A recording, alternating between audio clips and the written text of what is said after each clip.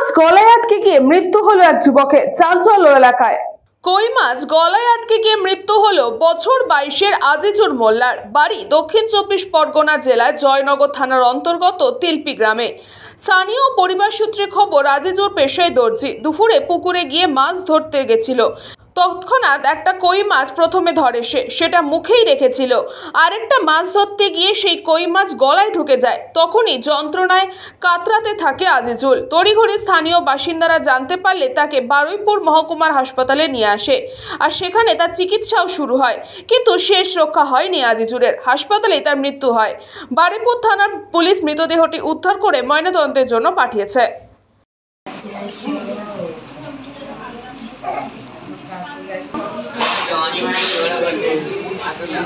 মাছ ধরতে গেছিল, একটা মাছ গালে রেখে আরেকটা মাছ ধরতে গেছিল।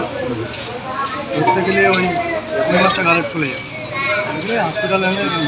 কি মাছ ছিল ওটা? কই না, ওকে এই হাত দিয়ে মাছ ধরতে গেছিল।